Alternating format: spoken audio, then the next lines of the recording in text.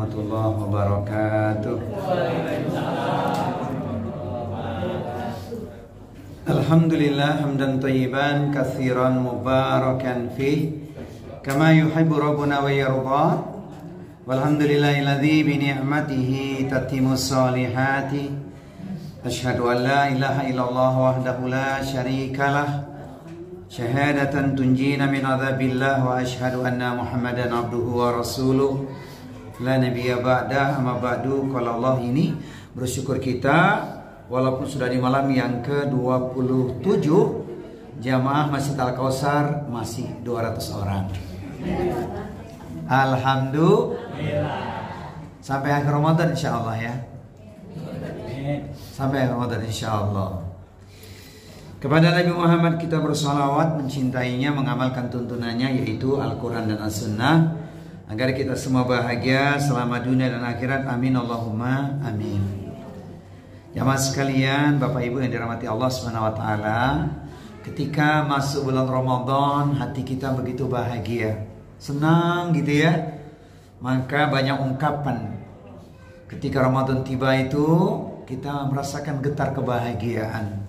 Ramadan bulan ampunan, banyak kebaikan, dilipat gandakan ganjaran, dan sejumlah tulisan pun kita membacanya. Ahlan wa sahlan Ramadan, selamat datang bulan suci Ramadan.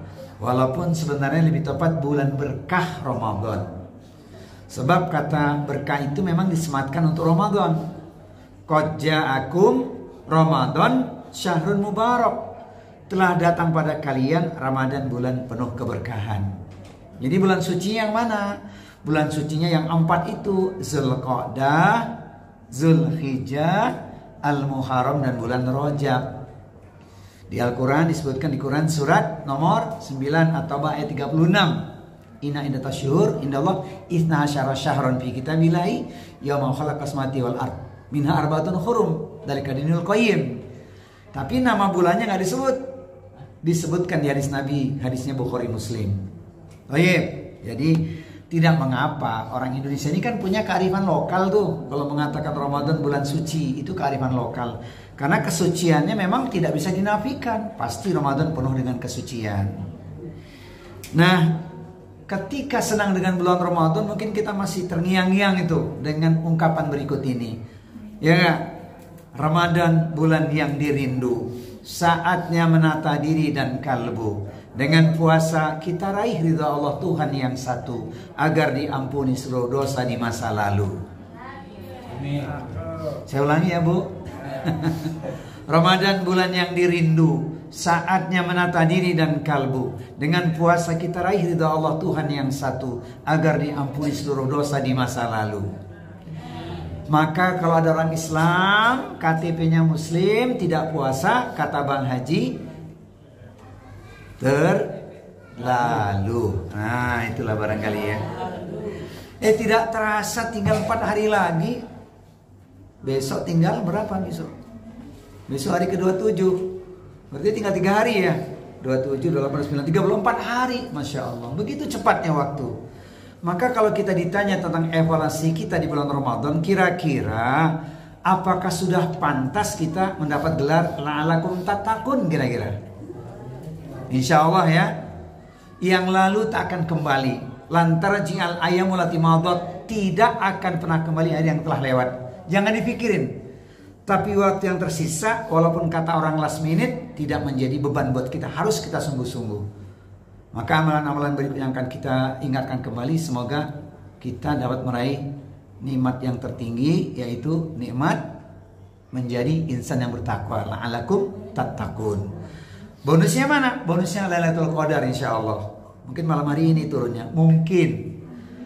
Apakah sudah kemarin 23, 25? Nggak usah dipikirkan, nggak usah risau. Sempurnakan amal kita saja. Sebab selama bulan Ramadan ruangnya terbuka, doa kita dikabulkan oleh Allah Subhanahu wa taala. Salah satu la turadu da'watuhum as-shaimu hatta yuftira.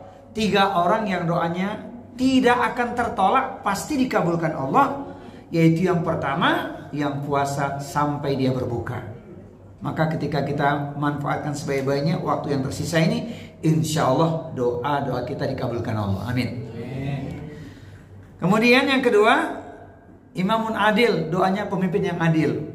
Kita juga harus mendoakan pemimpin kita yang sudah terpilih itu, semoga mereka amanah dengan jabatannya. Kita doakan mereka bisa menunjukkan sikap yang amanah dengan jabatan tersebut, sehingga negeri kita bebas dari kerusakan. Negeri kita emas bukan cemas. Negeri kita makmur bukan hancur. Negeri kita terang bukan gelap, insya Allah. Dan yang tidak kalah penting, yang ketiga, ini dia poin penting untuk kita renungkan, yaitu dakwatul madlum, doanya orang yang terzolimi atau dizolimi.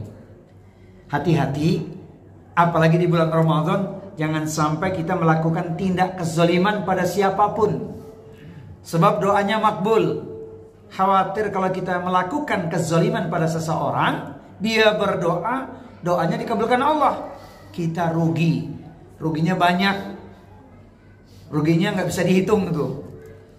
Bahkan asbab ruginya, puasa kita gagal pahala, cuman gugur kewajiban. Itu dikatakan Rasulullah. Betapa banyak orang yang puasa itu tidak meraih pahala, tapi hanya dapat lapar dan dahaga saja. Rubba so'imin laisa lahu min siyami ilal ju' wal atosh. Betapa banyak orang yang puasa itu hanya mendapatkan lapar dan dahaga. Dia zalim pada orang, mengucapkan kalimat yang melukai, caci maki, sumpah serapah, ujaran kebencian dan sejenisnya. Hati-hati, tahan lidah kita. Man lam yada qaula zuri wal amala bihi falaysa lillahi hajatun fi yada'a ta'amahu wa syarabahu. Betapa banyak orang tak mampu ini. Kata Rasulullah apa? Gagal menjaga lidahnya.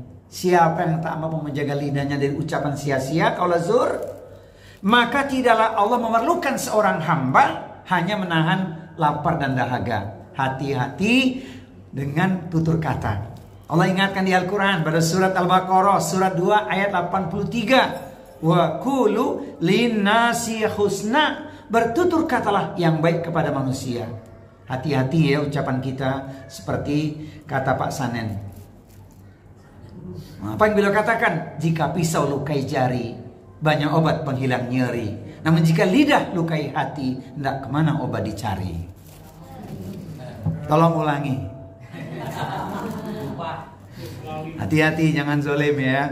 Nah, lantas bagaimana kalau sebaliknya kita yang dizolimi orang? Dicaci, dicela, dihina. Katakan, ana so'im, aku sedang puasa. Aku sedang puasa. Aku sedang puasa, tinggal 4 hari pula lagi. Aku sedang puasa, tunggu nanti maghrib. Ngapain maghrib, Pak? Buka bersama gitu ya. Nah sekarang bagaimana kalau sebaliknya? Yang tadi saya katakan, sikap kita selain mengucapkan ana so'im apa tuh? Maafkan orang yang menzalimi kita. Bukankah kita ingin meraih gelar yang paling tinggi, yaitu takwa? Karakter ahli takwa itu wal afina aninas, memaafkan kesalahan orang. Sebelum saya baca ayatnya Bapak Ibu sekalian, kira-kira memaafkan orang yang zolim kepada kita itu prakteknya ringan, enteng, gampang atau mudah? Saya ulangi ya. Memaafkan orang yang berbuat zolim kepada kita prakteknya ringan, enteng, gampang atau mudah? Kalau kita bilang susah, kita nggak jadi orang takwa. Serius.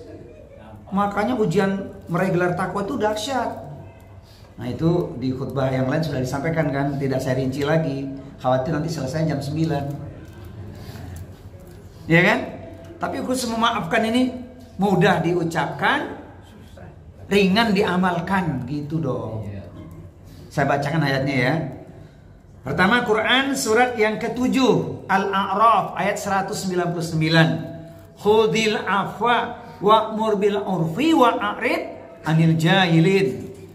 Jadilah pemaaf, seru orang kepada yang ma'ruf atau kepada yang baik, dan jangan pedulikan orang-orang yang bodoh. Itu artinya jangan dilayani, jangan diperturutkan emosi kita. Jadilah pemaaf. Ini perintah untuk memaafkan. Nah ayat yang berikut ini dahsyat nih. lautan pahala, samudra manfaat ketika kita mengamalkannya. Allah berfirman di Quran, suratnya surat yang ke-42. Surat Asy-Syura ayat 40. A'udzubillahi samii'il alimi minasyaitonir rajim. Wa jazaa'u sayyi'atin sayyi'atun mithluha faman 'afa wa aslaha fa ajruhu 'ala Allah innahu la yuhibbudz zalimin. Balasan sebuah perbuatan buruk atau tindak kezaliman adalah perlakuan yang setimpal. Itu artinya kita boleh membalas orang yang berbuat zalim pada kita. Boleh, asalkan setimpal. Persamaannya, bisa nggak bikin persamaannya tuh? Orang buat gini, kita buat begitu. Mungkin nggak? Kalau nggak balas itu bisa sama atau lebih? Jarang kan? Kurang. Sama apalagi ya? Biasanya berujung dengan pelampiasan. Alias kata orang Betawi, ente jual. Nah, itu dia masalahnya. Kata Pak Dirman bukan itu lagi. Kata Pak Dirman apa? Ente jual, gue borong. Wah, ini yang bahaya. Maka kata Allah, barang siapa yang dizalimi, kemudian dia memaafkan dan berbuat baik pada orang yang menzaliminya, maka pahalanya dijamin oleh Allah. Sesungguhnya Allah tidak suka kepada perbuatan zalim. Kata Pak Firman dalam syairnya. Pak Firman punya syair nggak? Tadi ada tadi. Oh, ada di luar. Biasa di luar rupanya. Oh, ya. Itu ada syairnya kalau ingin memaafkan. Pertama itu ada isyarat ketika kita berbuka. Buka orang Indonesia itu dua hal nggak ditinggalkan, kurma dan gorengan, betul nggak? Di mana-mana selalu ada tuh kurma dan gorengan. Itu bisa kita susun dalam sebuah kalimat tuh. Buka puasa makan kurma dan gorengan. Sambil duduk banyak zikiran. Karena kita sudah lama berteman, kesalahanmu sudah kumaafkan. Wahai para pecinta kopi, itu juga ada kalimat yang menarik untuk disusun tuh. Di sini pecinta kopi semua nih kelihatannya. Rokok kurang menyehatkan toh. Tapi kopi menyehatkan Pak, apalagi nggak pakai gula. Makanya kalau nggak pakai gula ada tambahannya tuh. Memang nikmat secangkir kopi. Apalagi ada sepotong roti. Jangan kita saling membenci. Mari sambung silaturahmi. Bu, izin bertanya Bu. Langit warnanya apa langit? Kulihat langit warnanya biru. Ranting jatuh di atas batu. Sudah kumaafkan kesalahanmu. Jangan katakan tiada maaf bagiku. Wabillahi taufik wal hidayah. Lanjut apa lanjut nih? Masya Allah. Memang baru setahun sih ya. Setahun 2 tahun sih. Masya Allah. Ya, rupanya di hatiku ada mereka. Taib. Masya Allah. Ada lagi nggak tambahannya itu? Ada ya? Jadi memaafkan itu luar biasa. Pahalanya besar. Kan pengen jadi orang takwa ya nggak? Buat apa menanam padi kalau tanahnya kering dan gersang? Buat apa kita bertikai? Tumbuhkan cinta dan kasih sayang. Kelas? Jadi ingat, waktu yang tersisa tinggal sejengkal waktu alias 4 hari saja.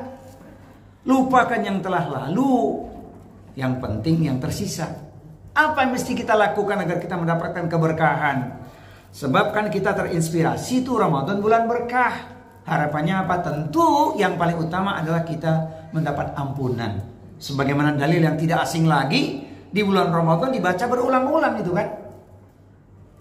Man shoma Ramadhana imanan wa ihtisaban ghufira lahu ma taqaddama min dzambi.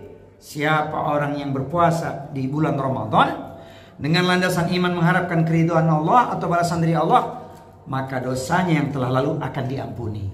Semoga kita termasuk yang mendapatkan ampunan, amin. Jangan lupa banyak baca doa. Allahumma innaka afuwun tuhibbul afwa fa'fu anni. Itu bukan sekedar diampuni, dihapuskan. Coba bayangkan. Kalau diampuni dosa itu kan diperinci dosanya apa. Tapi kalau dihapuskan semua bersih. Semoga kita meraih yang namanya nikmat Lailatul Qadar. Amin.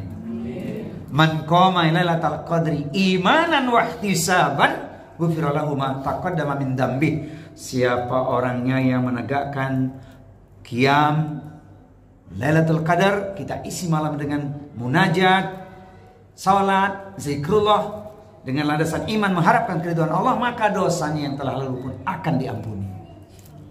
Tidak ada yang tahu persis. Nabi cuma mengatakan 10 malam terakhir. Jadi manfaatkan sebaik-baiknya. Nah, bonusnya itu ketika kita dapat keutamaan Lailatul Qadar, insya Allah memberikan pengaruh yang signifikan terhadap kepribadian. Maka lihatlah, siapa yang usai Ramadan dia lebih soleh, lebih taat, lebih istiqomah, lebih santun, lebih dermawan, lebih tawadu, itu tandanya dia meraih berkat Lailatul Qadar dan diterima puasanya. Perhatikan itu. Jadi benar ungkapan ulama, walikulli ibadatin minal ibadati sahihah atharun fi taqwimi akhlaqi qaimi biha. Setiap ibadah yang dilakukan dengan baik dan benar niscaya akan memberikan pengaruh yang signifikan terhadap moral atau akhlak seseorang. Perhatikan saja. Semoga kita termasuk yang najih ini. Amin.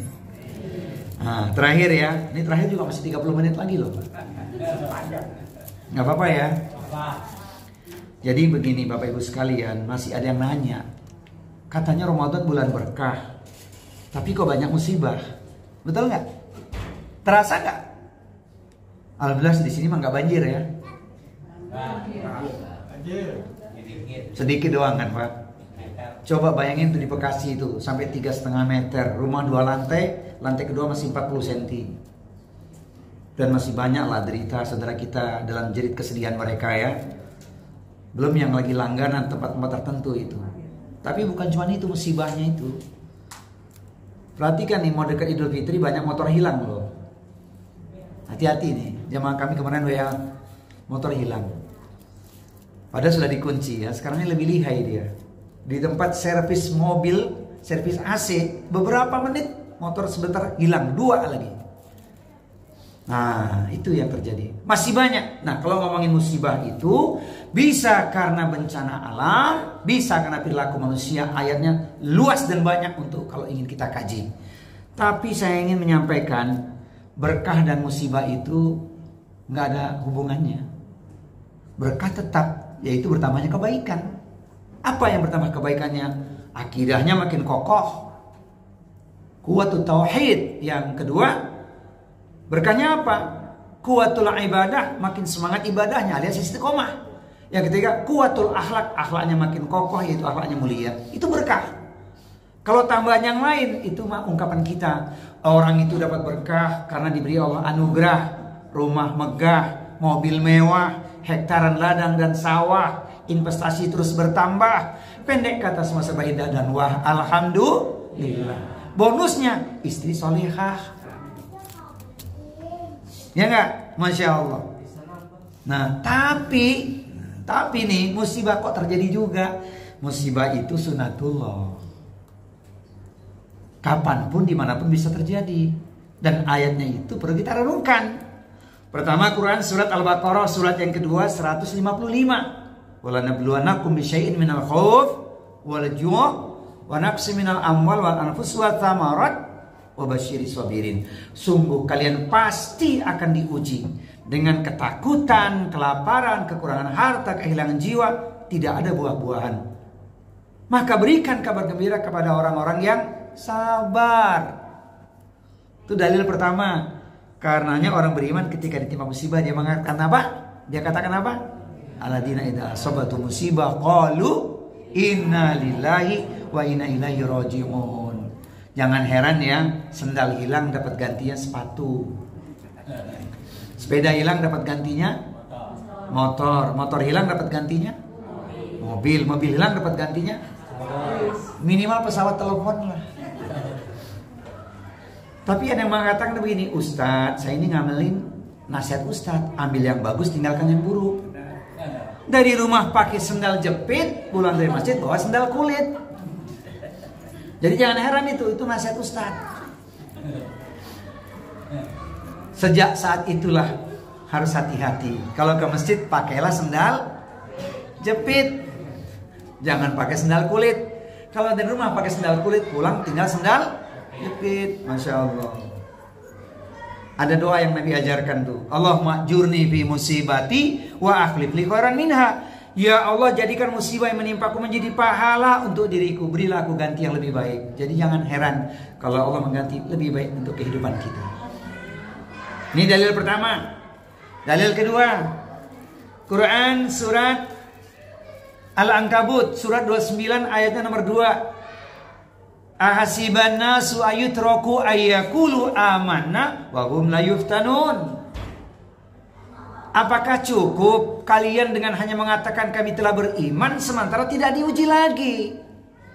Tak ada yang tidak diuji. Ayat yang kedua itu. Yang ketiga jawabannya, walaqad fatanna alladziina min qablihim. Sungguh Allah telah menguji orang-orang sebelum kalian dengan ujian yang jauh lebih berat. Maka Allah mengetahui siapakah orang yang jujur dan siapakah orang yang dusta. Nabi menguatkan pesan di hadis Tirmidzi itu, khalaqallahu kulla syai'in fakataba hayataha wa mautaha wa musibataha wa rizqaha. Bahwa segala sesuatu yang telah Allah ciptakan dituliskan 4 perkara. Hidupnya, matinya, musibahnya dan rizkinya. Saya tulis dalam sebuah syair, hidup sedang kita jalani, kematian pada waktunya pasti akan terjadi. Musibah sudah datang silih berganti, seolah tiada henti. Namun rizki ada setiap hari, bahkan sampai saat ini. Syair riwayat Anwar Zufri. Tolong ulangi. Oh, itu aja. Iya, mau bilang apa? Sesudah ketentuan Allah, sunatullah itu. Tapi orang beriman itu dia tawakal sikapnya. Karena apapun yang terjadi telah Allah tuliskan. Dalilnya banyak. Di antaranya Quran surat At-Taubah surat 9 ayat 51. Qul la yusibana illa ma kataballahu lana wa maulana wa 'alallahi falyatawakkalul mu'minun. Katakanlah ya Muhammad, tidak ada satu musibah apapun yang terjadi kecuali telah dituliskan oleh Allah. Allah adalah pelindung kami. Maka orang-orang yang beriman harus bertawakal kepada Allah Subhanahu wa ta'ala. Kalau kita bertawakal, kita akan ridho dengan ketentuan Allah itu. Fa idza azamta fatawakkal 'ala Allah. Innallaha yuhibbul mutawakkilin. Kalau engkau sudah membulatkan tekad, sudah kau sempurnakan ikhtiar, hasil tak sesuai harapan, maka bertawakallah. Sesungguhnya Allah itu mencintai orang-orang yang bertawakal. Saya nukilkan ungkapan menarik dari seorang sahabat Umar bin Khattab. Bapak Ibu sekalian, ini ungkapan menarik dari seorang Umar bin Khattab ini supaya kita bisa bertawakal itu. Beliau mengatakan, "Lau annakum tatawakkaluna haqqa tawakkulihi la ruziktum kama yurzaqut thair tahdu khimasan wa taruhu bitonan." Kalau engkau betul-betul bertawakal kepada Allah, niscaya Allah akan mencukupkan kebutuhanmu. Sebagaimana burung yang pagi hari keluar dari sarangnya dalam keadaan kosong perutnya, sore hari pulang ke sarangnya sudah dalam keadaan kenyang terisi. Jadi tawakal kita. Kemudian sikap berikutnya, ya pasti mesti bersabar lah. Sabar itu dalam Islam kan luas tanpa batas ya. Jangan katakan sorry, habis sudah kesabaranku, jangan. Lihat pesan Al-Quran di surat Az-Zumar surat 39 ayat 10. Innama yuwaffas sabiruna ajrahum bighairi hisab. Hanya orang-orang yang bersabarlah yang diberikan kepadanya pahala yang luas tanpa batas. Bu, sabar nggak bu? Buktikan kesabaran ibu. Katakan pada suami, malam yang indah, pagi yang cerah, hati bahagia tak pernah resah. Senang dan susah, alhamdulillah. Uang belanja kurang, bukan musibah. Coba bilang gitu sama suami bu. Saya ulangi ya. Malam yang indah, pagi yang cerah, hati bahagia tak pernah resah. Senang dan susah, alhamdulillah. Uang belanja kurang, bermasalah. Bukan masalah gitu dong, atau bukan musibah. Makanya Bu doain suami kalau mau berangkat kerja. Doain ya.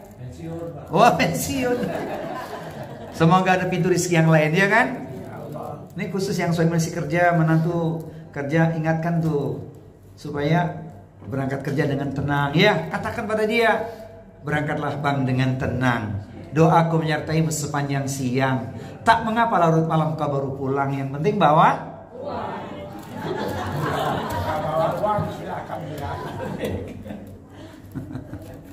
Itu mah terlalu kejam itu. Kalau istri saya sih nggak begitu. Ya, berangkatlah Bang dengan tenang. Doaku menyertaimu sepanjang siang. Tak mengapa larut malam kau baru pulang. Yang penting bawa ayam panggang. Itu aja cukup buat sahur nanti. Alhamdulillah. Ini bukan isyarat loh Pak, jangan dipikirin, dibuktiin aja. Gitu ya. Kalau enggak kasih ucapan yang ringan Bu, bilang sama suami ya.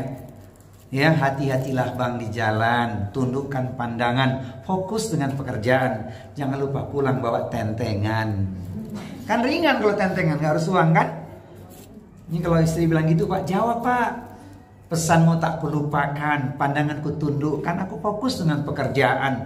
Jangankan tentengan yang kau inginkan, kapal selam pun aku belikan.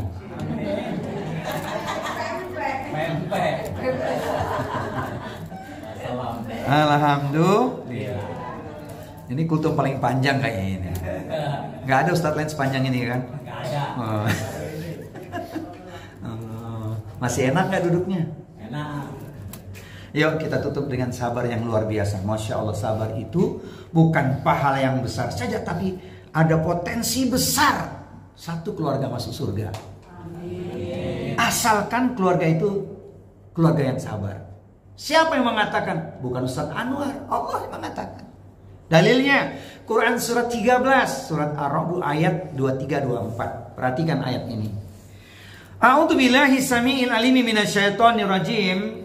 Jannatu adnin yadkhulunaha wa man salaha min abaihim wa azwajihim wa dzurriyyatihim wal malaikatu yadkhuluna alaihim min kulli bab salamun alaikum bima sabartum fa ni'ma uqbadar. Surga Aden yang masuk ke dalamnya bersama dengan orang-orang yang soleh adalah mereka orang tuanya, pasangan hidup suami istri dan anak keturunannya. Di setiap pintu surga malaikat mengucapkan kalimat yang menenteramkan jiwa, kalimat cinta. Selamat sejahtera atas kesabaranmu. Inilah akhir kesudahannya. Nikmat tak bertepi, engkau menjadi penduduk surga. Semoga orang tua kita ahli surga, amin. Amin. Semoga kita dan istri kita, istri dengan suami ahli surga, amin. Amin. Semoga anak keturunan kita semua ahli surga, amin. Amin. Itu kata Allah di Al-Quran. Kata saya, menatap awan ke angkasa, sungguh tinggi tidak terkira. Berumah tangga bukan sekedar cinta, namun ingin sehidup. Yang kompak dong, yang kompak. Ulangi ya. Menatap awan ke angkasa, sungguh tinggi tidak terkira. Berumah tangga bukan sekedar cinta, namun ingin sehidup. Begitu dong. Kata siapa Bu? Kata kita semua. Iya, jangan kata Ustadz saja. Ustadz cuma ngasih aba-aba aja. Begitu juga bersahabat harus karena Allah. Iya. Kata Pak Awaludin ada syairnya itu. Iya Pak Awal ya. Ada syairnya enggak? Ada kan? Ada syairnya itu. Komunikasi lewat udara, walau dengan media WA. Bersahabatlah lillahi ta'ala agar kelak kita bersama di surga. Amin. Kira-kira kita sudah termasuk orang yang sabar atau belum sih? Latihannya sudah di bulan Ramadan. Pasca Ramadan dibuktikan kesabarannya, insya Allah. Sabar sepanjang usia, amin ya robbal alamin. Kita bermohon pada Allah semoga puasa kita ini diterima Allah, amin. Dijadikan ahli takwa, amin. Jadikan ahli tauhid, ahli syukur, ahli sabar, ahli Quran, ahli silaturahmi, ahli kebaikan, ahli jannah. Amin ya rabbal alamin. Bapak Ibu sekalian, tidak terasa sudah setengah jam kan? Cukup ya? Nah, kita lanjutkan di lain kesempatan insya Allah ya. Es buah kelapa muda jangan diminum waktu hujan. Insya Allah kita akan jumpa di kesempatan Ramadan tahun depan. Subhanakallahumma wa bihamdika asyhadu an la ilaha illa anta astaghfiruka wa atubu ilaik. Wa adu dawana anil hamdulillahirabbil alamin. Mohon maaf lahir dan batin. Anwar Zufri. Wassalamualaikum warahmatullahi wabarakatuh.